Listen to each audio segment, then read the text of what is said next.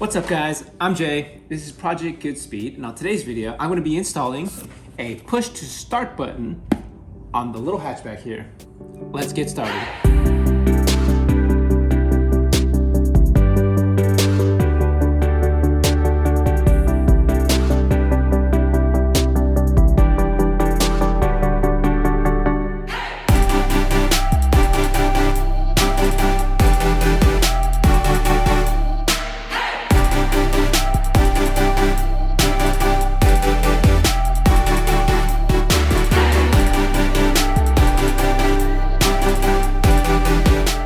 Now, if you're new to the channel, I'm Jay, and this is Project GoodSpeed, where I mostly just work on the hatchback here, just installing new parts, DIYing some other stuff just to make this a nice daily hatchback. So if you guys want to check out all the electronic upgrades that I've got planned, hit subscribe and stay tuned for more. Now, currently, I am in the process of basically just installing a whole bunch of electronic upgrades to it, and this one is one I've been meaning to do for a while now. Now, if you guys didn't know, Jordan Distributors here makes a nice push to start button that they basically have for a whole bunch of different models, and it is basically plug and play. I basically found out about them a while back, maybe like 1 or 2 years ago, and I've just been putting it off simply because I have had my issues with push to start button. Not in the sense that, stuff goes wrong, but I just prefer a turnkey feature. But this was I really wanted to install this because of the added security feature with the RFID tags that are needed in order to use the push to start feature.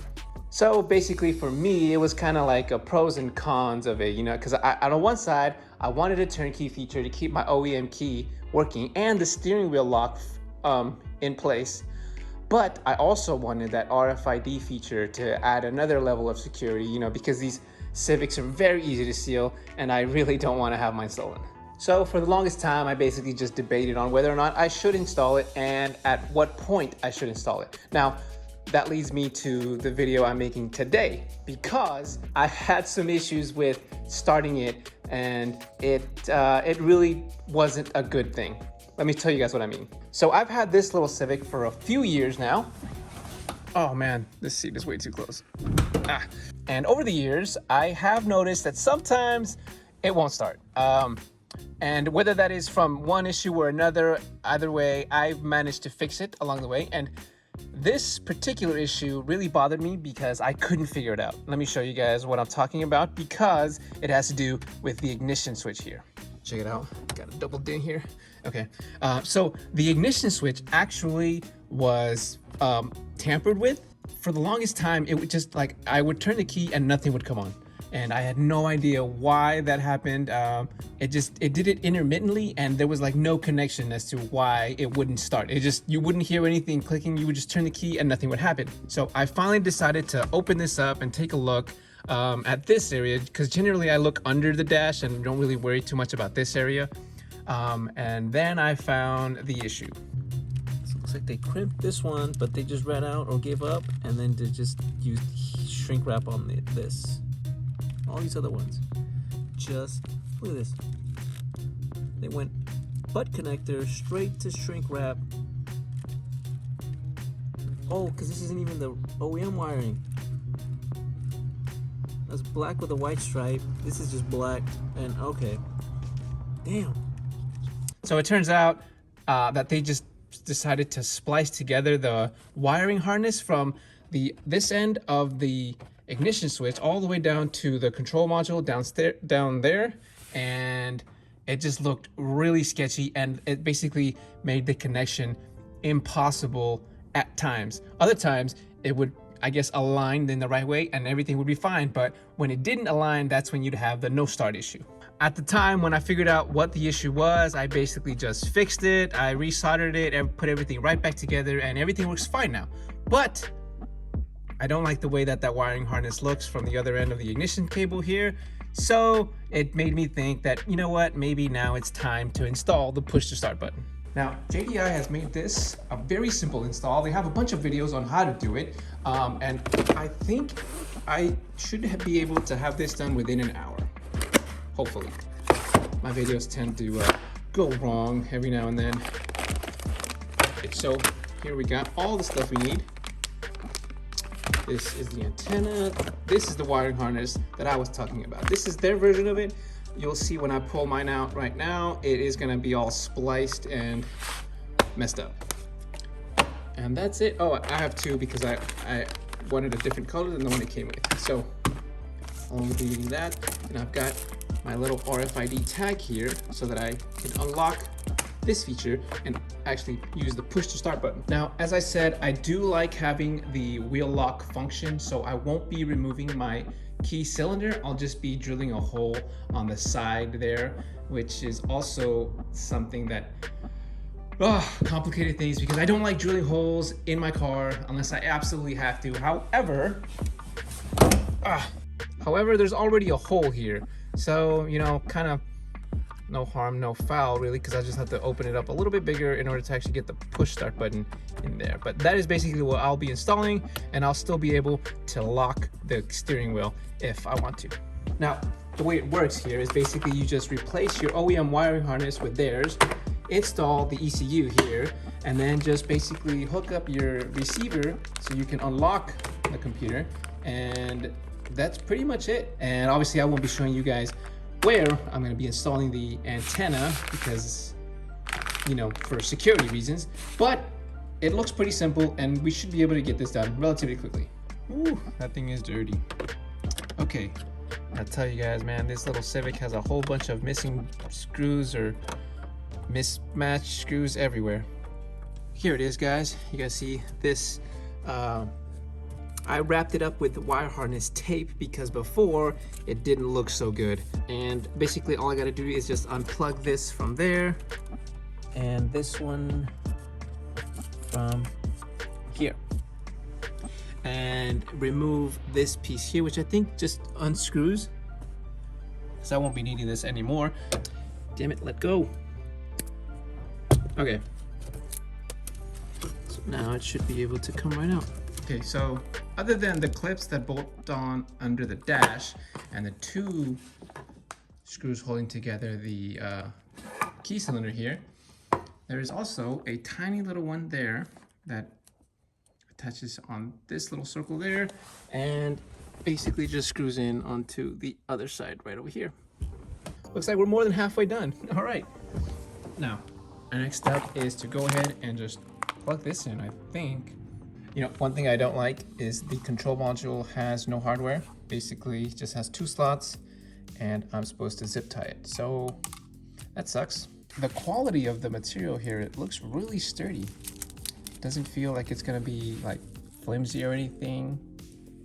Nice thick gauge wiring. We got a ground here. I like this thread mesh surrounding the cables here to protect it from being ripped apart or anything like that. Okay, so it's pretty much plug and play at this point. The only other thing that I have to worry about is these little pins here. And basically the computer module here gives you several different options when you want to start your car, different features, basically just depending on whether or not you guys want to have your engine start up, I don't know, in 0.8 seconds or 1 second, or, you know, stuff like that, you know, little minor details. Basically, you could just move the pins up and down to your liking, and that's pretty much it really. But I'll have to take another look at what these pins are specifically for before I decide to just plug it in and mount it. So I'm still trying to figure out where to mount this control module here. But other than that, I have to tap into my brake switch to basically tell the system that I'm actually at a stop position before I crank it, I think. I mean, it's pretty sturdy. Just looking at the quality of it, you know, looks like real metal and not plastic. So that's pretty cool. Okay, moment of truth now, guys. I've installed it, check it out. Okay, so it doesn't work. So I figured it out. So basically, shoot, I thought the e-brake was down. One press is basically the first turn of the key. Second press is accessories. Foot on the brake. Third press starts it. Yes. Pushing it without tipping on the brake does nothing. And brake and button turns it off. So just to show you guys can hear the module. One click means it's locked. 2 clicks means it's on, and I can go ahead and turn it on. Nice. Let's go ahead and turn it off though. All right, I can actually go ahead and put everything back together, which is just that. And I think I still need to zip tie some of the wires still together just to make sure none of them just drop down while I'm driving. Damn, I can't believe it's actually done. You know, it's been a while since I first saw this, and now it's finally in my little Civic. And I forgot the keys. Okay, I have my wheel lock still in place, and damn, son. Woo, let's go. Okay, just like the idea of you know, modifying the little hatchback with you know, modern stuff, you know, that 90s cars weren't meant to have, but now it does. I've got the double DIN, you know, for CarPlay and, you know, trips and better music quality. And I've got my USB ports, you know, to charge stuff. And now I've got the push start, which, if anything, is just an extra level of security that this little Honda desperately needs. Oh, so it just beeped. I guess after 30 seconds or so, it basically just locks itself again. All right, guys, that's gonna take care of the push start install. And ultimately it took about an hour and a half, I think. Mostly because I didn't have the proper drill bit to drill out the hole for the push start. I had to use a Dremel and it just made a giant mess in there. So it took a long time to use a little Dremel circular sander in order to widen out that hole and make it bigger, and also cleaning up all the mess it made inside the Civic took a lot long as well. But in the end, I've got my push start. I've got another extra feature for security. Hopefully it doesn't need it, but you know, if it does, it's in there. Now this install was pretty freaking easy. Honestly, it's one of the easiest ones I've done so far. This actually is a plug and play, and I didn't actually remove the key cylinder just because I like to have the steering wheel locked just in case, you know. I didn't like the fact that the module doesn't have any mounting hardware. It just has zip ties, so basically you just have to find anything under the dash to mount it to, and it's not ideal. But that being said, I still think it's pretty freaking dope. That's gonna be it for this video, guys. I hope you liked it. This is just one of the couple videos of electronic upgrades that I plan to do. I wouldn't say it's the best one just because that double DIN inside the little EG is sitting nice and pretty. And I've got one or two more videos that I think are gonna be a little bit better than this, but still, this push start feature is pretty dope. So until next time, guys, take care and good speed.